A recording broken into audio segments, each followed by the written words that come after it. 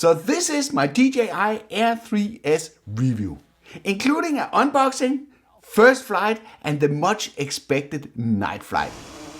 That turned out a little bit different than I expected. It was actually drifting towards the door when I tried to land it. I don't know what's going on here in the dark. There are timestamps in the description below in case you want to skip parts of this video. So I'm not going to sit here and hardcore upsell this drone for you, because this drone was provided to me by DJI. But I will encourage you to search information from various sources so you can make an educated decision. In case you want to buy it, there are purchase links in the description below, which will support the channel, which is something that I'm very grateful for. This is the DJI Air 3S, and I got the Fly More combo, so let's see what's inside. One really important thing that you should notice when you receive the sample is that there are this sticker that is sealing the box, and that needs to be unbroken to make sure that you have an untouched product that has not been tinkered with. So if I remove that, I can open the box. And it seems we have a bag where everything is nicely tucked inside. Let's open it by just pulling down this lever here and put it upside down here so we can see what is going on. In the top here we have some props. That's uninteresting as it is right now. We have, maybe this is a set of ND filters. Let's start by the drone, which is the most interesting thing of this combination here. You see? And it looks pretty much like the Air 3. So we can see the new camera, and we can also see the LiDAR sensor that's in. And the LiDAR sensor in the front of the drone that will help it navigate or avoid obstacles when we are flying in the dark. That's of course something that we need to test out a little bit later. It comes without the props mounted. The big battery is located in the back of the drone. There's a little bit of power on this one. That's quite unusual, as they're normally delivered without any juice on the batteries. So the Air 3S has, in addition to the SD card slot, an internal storage of 42 GB. We have the DJI RCN2, where the sticks are here in the back, and they screw nicely into the front like this. Take the other one. And then we have the two antennas that makes it, the signal very, very strong between the drone and the remote. We have a charging hub, big one, because the batteries are quite huge. So we have a really, really big one here. So this is the charging station. Let's see here. Yeah, there's also a little bit of juice on those batteries. And we need to press the button here in the base to pull out the batteries. And apart from that, there is nothing else in here. Maybe there's a charging cable. You need to provide your own charger with this drone, as it's getting quite custom with DJI products that you need to do that. And then there is the traditional paperwork. Let's just double check what was in this little nice pouch here. Those are ND fillers, and there are ND 8, 32 and 128, which is a really, really nice range of fillers for this type of drone. You can see here there's a ton of props. We will mount one of those a little bit later here, so there's a lot of props in here. So that's all the accessories are basically props. Okay, there's two types of props here that you need to use because they are mounted diagonally on the drone. You need two of the A props and two of the B props for the drone to fly properly. So we just rip off the props here. And you can see the ones here that are black needs to go on the engines that are black. Just push them down like this, and they lock into place. There's one with a small ring on that goes to the one with the ring. Here. Again, turning the engine or the motor. And here in the back, another black one. So nicely into position. And finally, some would probably argue that you should wait mounting the props until the drone has been fully configured and updated with the latest firmware. So just to summarize here, you're getting the Air 3S drone and you're getting the DJI RCN2 that is using the OcuSync 4 transmission technology, and it has a built-in screen. And you are getting the charging hub that can basically take 3 batteries that is included with the Fly More combo. You also get 8 pair of propellers included in the kit, and you're getting a USB-C cable for charging. Also, you're getting this nice bag that will allow you to carry everything. What you're not getting in this kit is your own charger, and you would have to buy that separately. And there's also this very simple gimbal protector that will provide some degree of protection of the camera and the LiDAR and the obstacle avoidance sensors in the front when you are transporting the drone. When you look at the drone, there's a lot of similarities with the previous model. So just for the reference, I have the original Air 3 lying around here. So let's just try and open that one, just to show you the difference. You can see that there's actually quite a significant difference between the two cameras. The wide angle camera of the Air 3S is significantly bigger. Also, you have the appearance of the LiDAR sensor here in the front of the drone that will make a difference when you're flying the drone in the dark, as it will be able to see without any lights, as this is the whole purpose with the LiDAR technology. Putting the original Air 3 on top, you would see that they are exactly the same size. Let's just check one more thing, is if I can swap the batteries of this one and put them into the Air 3. Yes. So it seems the batteries, they are cross compatible. If we swap them around, you can see that they look more or less identical on the base. There's not much of a difference there. The sticker is the only difference. They are both C1 compliant. It's the back side.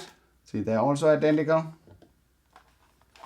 So it's basically, if I can stop throwing them around. So in this case, it's the camera and the LiDAR sensor in the front that makes the big upgrade between the Air 3S and the original Air 3. That'll be interesting to test out in the field. Now I will put everything up for a charge, and then I'll make sure that everything is updated like it's supposed to, and I will mount my drone operator number on top of the drone and make sure that my remote ID is enabled, as this is a requirement as well for a C1 drone. And make sure that everything is set for a first flight, as well as a night flight under challenging conditions. I'm not really sure what's going on here. One thing that will be interesting is to see if they start charging all 3 of them at the same time, or if they charge sequentially. Unfortunately, they are not. So now everything is charged, updated, and we're ready to move on to the first flight. So I'm down here at Årby Harbor to do a first flight with the DJI Air 3S, because we right now have very dramatic sky. It's perfect to put up this drone. Just put it up on the launch pad. One of the things that are really unique with this drone is that it has been upgraded. The main camera has been upgraded to a 1-inch sensor, so we're really capable of capturing some really nice footage with this one. So let's just fly it out here. I did try it a little bit, so it's not completely 100% first flight here. I did try it a little bit down in the area with the wind turbines. I did that a little bit earlier today. One of the things that you're getting with this one is you're getting the 1-inch sensor on the main camera, and then you have the 1 or 1.3-inch sensor on the medium telephoto camera that will allow you to zoom in with a 3 times magnification without any quality loss. So that means that I can fly around this spot here basically and film it while I'm pretty far away, and I can get up real close camera-wise. Such a nice place. See, here you can see the lens compression when we are flying. Hey, look at this. And it flies perfectly like, it flies like the previous model. It's as easy and as strong in the wind. We can just do the castle up here. So it looks like we are very, very close to this beautiful place. It is supposed to have 14 stops of dynamic range, which means that it is really, really good at separating or capturing the dark and bright areas of the footage. Let me just show you a little bit of the sample footage that I captured earlier today at the wind turbines, so you can see how crazy good the footage looks. Let's just put it here for a second and switch it back to the main camera, which is kind of the main attraction of this one. See how far I was away? That is crazy. Just want to show you how much you can zoom in with this one. So now we're using the factor 1. So like this. So I can go to the factor 3 here. So look at this. It's really getting close. When you zoom in, I'm almost getting inside this little tiny castle. So that's really crazy. You can see the video quality when you zoom in. Just know that if you're doing this 9 times magnification, you are doing it digitally. So there will be some quality loss. But not if it's times 3 and you're using the medium telephoto lens. Then it will be absolutely perfect. And right now we are shooting in 4K HDR quality at 60 FPS as well. Let's just do a few photos because we are getting a chance to do like a 50 megapixel photo. We just jump in under here under the camera settings just to see what we have it. It's a 12 megapixel photo. If I take that one right now, I will get a picture that is a pretty okay, but if we zoom into it, you'll probably see some of the details are getting a little bit blurry. So if I switch it into the 50 megapixel mode and take a similar photo in the same position, we can zoom that in as well and put them next to each other, and then you can see a lot more details on that photo. But just know that if you're using the 50 megapixel option, you will be a little bit more challenged when it's dark compared to the 12 megapixel version, because the 12 megapixel version stacks more of the pixels together and makes it stronger when you are capturing photos in low light. There is a new panorama feature included with this drone that is actually quite nice. And then if we go in here and we select panel, we'll see we have the traditional ones. We have the sphere, we have the 180, wide angle and vertical. But now I have one that's called free. That one is pretty nice. I can use the C1 and C2 to frame the panorama that I want. So I start by positioning the camera like this, and then I press C1 to capture the top frame basically of my panorama. And then I go to the other side and move the camera down. So I take the base of the panorama and I press C1 again. And then if I press start, then it will do a panorama within this limitation that I just put there. And you can see it calculated that it needed 8 photos to do this. So it's working on it, working. So we just want to switch it back into video mode here. And I can just show you the panorama image that it just did. And hopefully it stays out there. So, see? I have a very nice panorama photo that is created with this new feature. So that's pretty nice. It has a LiDAR sensor and it has something called a TOF sensor on the base that should help the drone be able to avoid obstacles in the dark. It will also have an advanced return to home feature that will allow it to return to home if there's low light and it has a problem using the cameras. This is so funny. This harbor, it looks like the head of a turtle. Let me just show you. Just go up here. Now I have not watched, because this is the first flight and I only flew it a little bit earlier here, but I haven't watched the recordings on the computer yet, but it kind of looks really nice. At least here on the controller, it looks really nice. So look at this. And the beautiful thing about the Air 3 and the Air 3S is that the flight time, that is, it stays in the air forever. Where I was a little bit disappointed, I don't know if disappointed, but where I felt that the original Air 3 had a little bit of a shortcoming was that the main camera was not a big sensor. It was basically the same sensor as the medium tele. So it suffered a little bit sometimes when I was out doing more professional jobs. And especially the coloring was completely weird sometimes. So I hope they fixed all that stuff in this one, because the 1-inch sensor, that is absolutely really nice. And one of the reasons why people were so fond of the Air 2S, that was because of the 1-inch sensor. So that one is back now. And you gotta love how stable these bigger drones are. Of course, you are sacrificing the noise level. So if you're flying around urban areas with a drone like this, you could run into some people that are getting a little bit disturbed by what it is that you are doing. Another real nice thing that I noticed here is that if I press the video options, have a slow motion option, which I have on the previous version as well. But that one was capped at 4K 100, which was really weird. If you're recording in 30 FPS, it didn't really add up.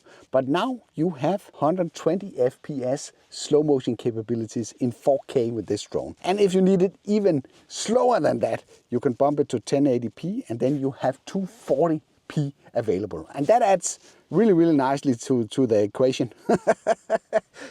If you divide 30 up to 120, then you have like a factor 4 or 25% slow motion. So that's super nice that that finally came around and being possible. So just to show you the HDR capabilities, where you're going to benefit from those is when you have stuff like this, where you have something that's really dark and something that's really bright. You have, as usual, some camera profiles that will allow you to do a little bit more work to your footage. I have basically 3 camera modes. So if we just, for the reference, do like 10 seconds or 5 seconds of normal mode here, and we switch it into HLG, which is Hyperlock Gamma, which is a HDR mode. And we have the D-LogM, which makes the image like flat and desaturated. Both HLG and D-LogM, you need to work with those in post to make them look nice. But if you want to see how you can make the D-LogM look like, you have this color display assistant. You can enable that. So the controller will basically color grade the footage for you, so it's in the colors that it will be on the computer once you process it. But it will still be flat and desaturated when you rewatch it, so you need to apply a lot in your software to be able to take full advantage of this type of footage. This is an absolutely beautiful area. I love to go here and fly around. In the old days, this was a whole community, farmers, and that were all supporting the castle there in the background. Right now it's a guy that has a big shipping company in Hong Kong, I guess, that owns this. It's a Dane, but it's not being kept very well. So unfortunately it's deteriorating, which is a shame, because in my opinion this is one of the most beautiful small castles that we have around here. How beautiful is that? I wish I could buy it. Then I should do something else than teaching about drones. So let's just stop it here. I thought I lost the first flight video. But at least I have most of it until I made the drone return here to test out the slow motion capability. To re-record that part, basically what I did was put it down here, and then I was switching it into slow motion, and then 120, and then record. And then I was basically just bouncing a little bit around here. I don't know why the Osmo Action just decided to stop in the middle of everything. So, and I did include a little bit of flying using the 4K 120 FPS. So if you're flying a little bit rough like I'm doing here right now, if you're doing it with 120 FPS, you will be able to slow it down and actually make it look nice. Just be aware that you are losing the HDR capabilities if you are using the 120 FPS option. Also, let's just test out the maximum speed of the drone, which is supposed to be 19 meters per second if the drone needs to be compliant with the C1 label that's in the base. So it's staying nicely below 19 here. So no worries there. Let's just do it the other way, just to make sure that we are not fighting the wind or getting help from the wind. See. So it's staying nicely below the threshold of 19 meters per second. Let's switch it into normal video mode here. And then we can enable the return to home, just to show you that part as well.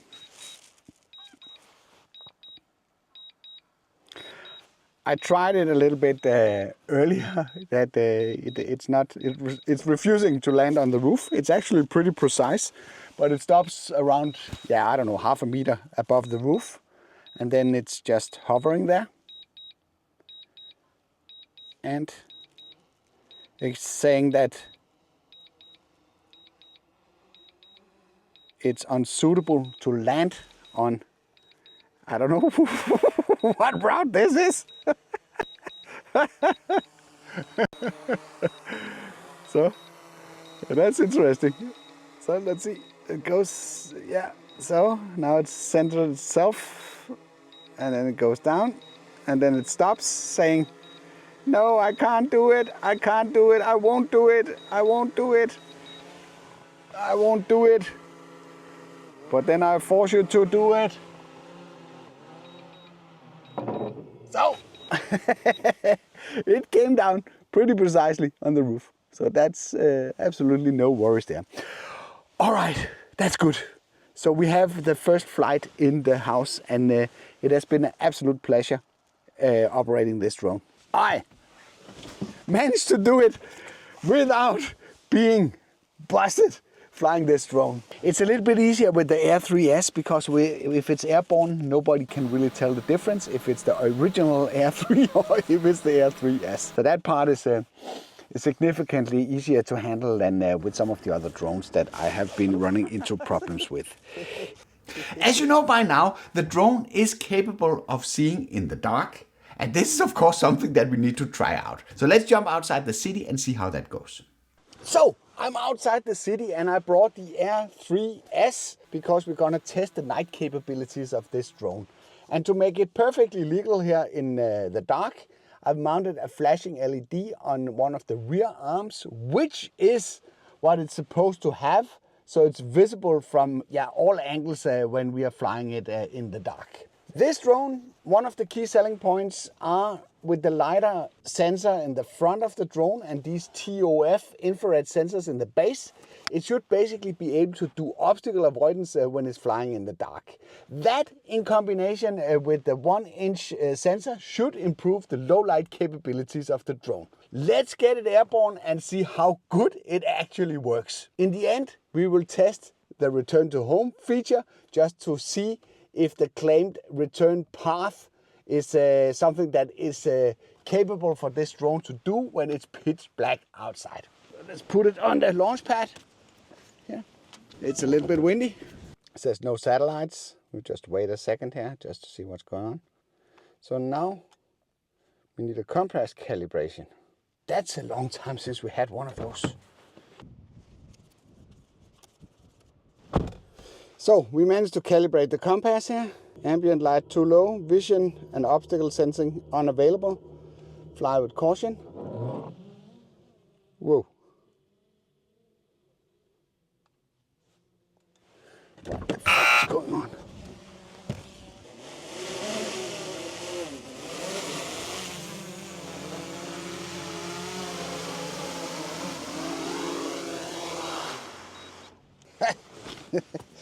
I'm not really sure what's going on here. Let me just reboot it. I'll just put it on the ground out here and then I'll boot it up away from any magnetic interference because it might be the reason why we had issues here. So, let's get started. So.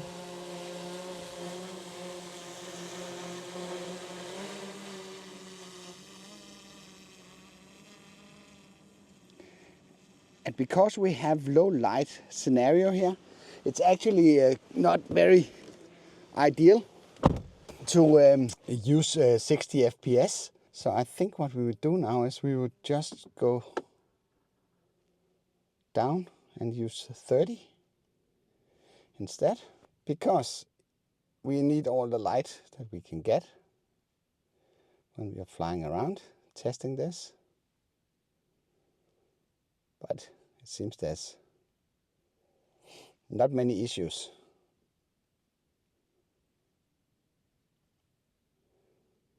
So, flight altitude 110. Yes, so let's just take a view over the city here. Strong wind. CC.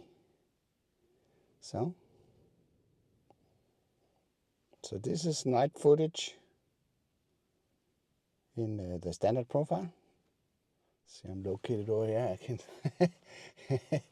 It's actually quite practical with this green dot thingy. Keep myself over the road here.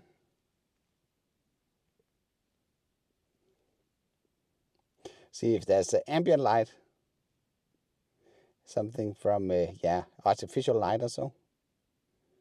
It's absolutely no issues whatsoever filming under these conditions. What it's saying now is it actually says that the back, left and right and up and down are unavailable.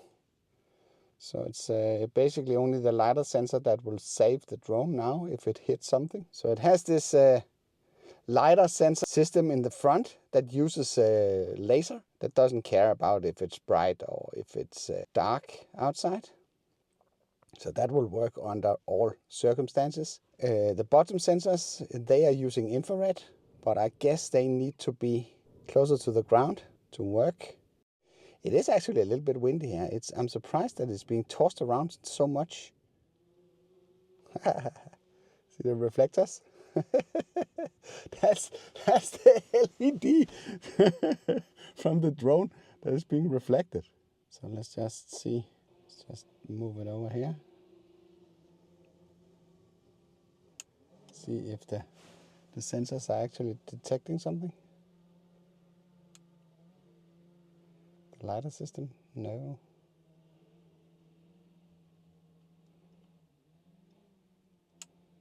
Yeah, so it does see something.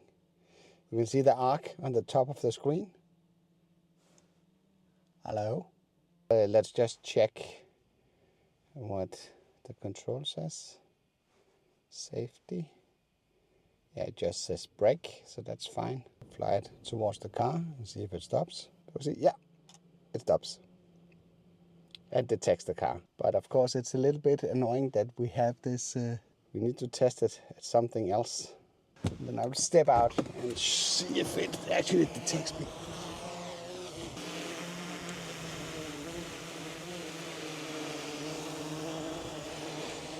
Try and go over here where there's a little bit darker.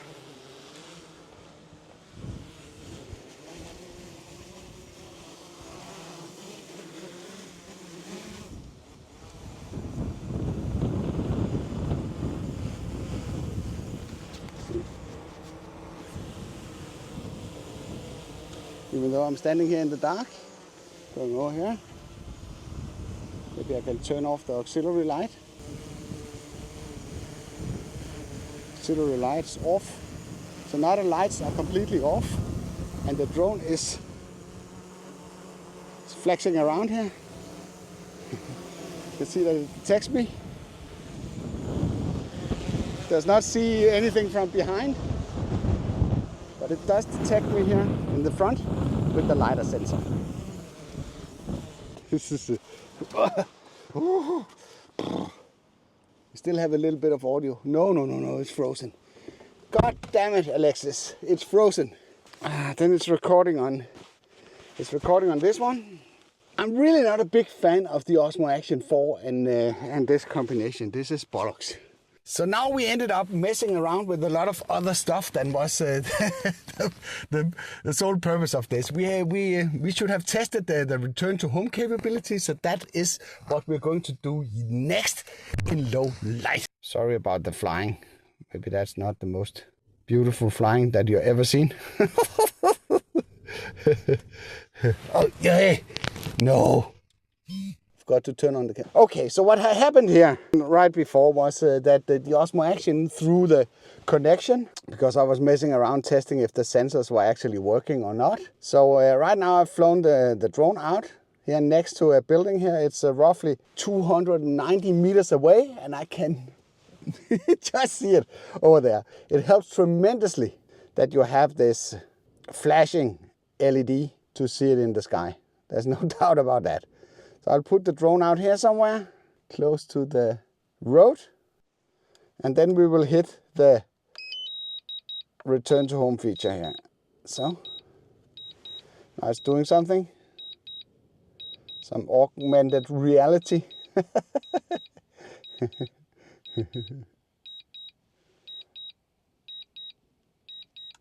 Strong wind warning. I put it outside, so it took off from the back of the car. I don't know if that part was part of the video audio track, but at least it took off behind the car, so I don't want to have any shady interactions with the reflections in the roof and stuff like that. So it's coming back. Strong wind warning. And it's kind of crazy how it's being tossed around here. It has 32 satellites, so there should be plenty of stuff that could help it. So now it goes down.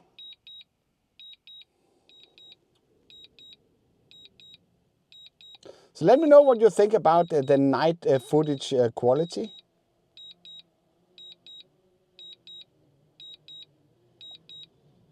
So that's not very accurate. That's not where it was taking off from. It's more towards the center. So let's just do a little bit more footage here. Let's put the roundabout in the center. So we do 10 seconds of that with the medium telephoto, and then we go back here and then we put it in the center like this. Pretty cool, you have the same set of features on both cameras. So we tested the return to home feature. It was not 100% accurate, I could say that. So let's take a little bit of reference footage from up here with this cross section. So, whoa. So this cross section here, whoosh. It's amazing how close that you can get without losing quality with this 3x optical zoom. That's so cool. But don't fly with the 3x optical zoom, because you lose you lose sort of the sense of what is going on. It's kind of dangerous to fly with that. So let's just fly it down here before we land it. See, a lot of blinky blinky. Let me just go and land it.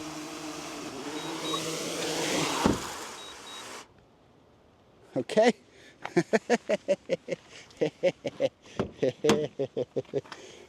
It was actually drifting towards the door when I tried to land it. I don't know what's going on here in the dark.